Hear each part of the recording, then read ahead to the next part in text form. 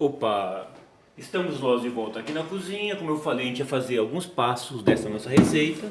O primeiro passo era cozinhar a costela. Depois disso nós vamos juntar mandioca, já lavada, cortada, bonitinho. Colocar na panela de pressão. Cozinhar por uns 10 minutos.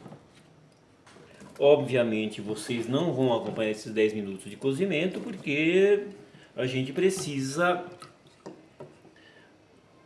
cozinhar a mandioca e ela vai ficar fazendo um barulhinho da panela de pressão. Ou seja, vocês não vão ter esse tempo todo de cozimento. Mas após o cozimento, a gente volta a abrir a panela e vocês vão ver eu experimentando e dizer se está bom ou ruim. Esse cozimento, essa experimentação vai ser feita na casa da minha sogra, então a gente vai experimentar daqui a pouco. E a gente vai ficar conversando com vocês um pouquinho enquanto isso. Nós vamos falar sobre uma coisa chamada eleições. Nós estamos no dia 7 de outubro de 2018. Existe hoje no Brasil eleições gerais. Eleições gerais, aquela que você vota para deputados estaduais, federais, senadores nesse ano. Senador no Brasil, a cada 4 anos você vota em 2, a cada 4 você vota em 1. Esse ano você vota em 2 senadores, candidatos a senadores. E a presidente e a governadora. A importância de discutir essa votação dá-se pela importância que o Brasil está vivendo hoje. Enquanto no mundo existe uma tentativa, uma tendência de direitização, o Brasil não fica fora disso. E o candidato de extrema direita, ele é líder nas pesquisas de intenção de votos. A curiosidade maior é dentro de uma coisa que nós já colocamos na sexta-feira à noite, de uma classificação em 3 tipos de eleitores. Os eleitores conscientes, aqueles que sabem o que querem, têm informações, eles votam de acordo com suas classes sociais, com seus pensamentos culturais, com a sua inserção social. Os candidatos desinteressados, eleitores desinteressados, aqueles que votam em figuras folclóricas, palhaços, jogadores de futebol, pessoas de cunho religioso, pessoas que não têm nenhuma vinculação direta com política. E tem os desinteressados, aqueles que não irão e não iriam à urna se as eleições não fossem obrigatórias. Obviamente, nós somos totalmente contrários a qualquer tipo de obrigação legal, ainda que sejamos totalmente favoráveis às obrigações morais. Acho que votar é muito mais que uma obrigação ou um direito que nós temos no Brasil. É uma coisa que você tem direito à opção, a opinar. E o país é algo muito sério para que nós ignoremos, para que nós pensemos que é algo que pode ter sido deixado para lá ou não dado importância fundamental. Aquelas pessoas que não se sentem motivadas a votar, talvez seja uma questão de descompasso cultural.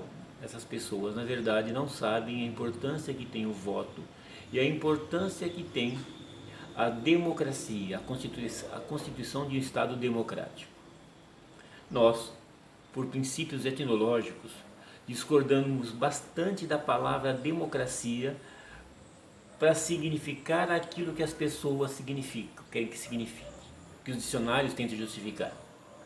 Demos a um cidadão ateniense que era amigo de festa, ou seja, democracia seria um governo de festas populares. E eu acho que não é bem esse o termo que nós queríamos que significasse democracia. Que não fosse apenas festa, não fosse alguma coisa cultural, expansiva, que fosse o domínio de uma situação em que as pessoas são convidadas a decidir o direito de conduzir o Estado de acordo com aquilo que ela pensa. Obviamente a palavra não me agrada e eu não conheço outra palavra também para colocar no lugar desta.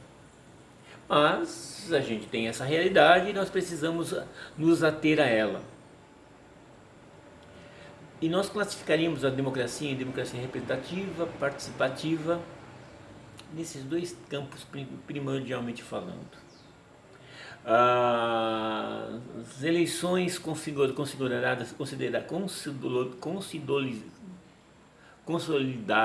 a partir de um congresso em que você elege representantes para que te votem por você no parlamento, chamaríamos isso de democracia representativa. A democracia direta será aquele que você decidisse diretamente o que você quer. Exemplo, a semana passada teve a Conferência Nacional de Educação, CONAE, e nós, inclusive eu, delegados, tiramos diversas propostas e mandamos para o Congresso. E o problema é que essas nossas propostas podem não ser aprovadas pelo Congresso que nós votamos para nos representar. Complicado, né? Aí talvez não, porque nós vivíamos no estado de democracia representativa. E nós elegemos os deputados para votar por nós. Só que esses deputados, depois de eleitos, eles não têm compromisso nenhum com o povo, com as pessoas que os elegeram. E é justamente isso que nós tínhamos que falar. Nenhum sistema parlamentarista, no Brasil é presidencialista, quando você não consegue governar, o primeiro-ministro pode convocar as eleições gerais, você destituir inclusive o Congresso. Talvez seja esta a necessidade do Brasil. Porque o Congresso que nós temos aí hoje, além de ter dado golpe, tirou direitos fundamentais do povo brasileiro e quer acabar com mais um, com a Previdência.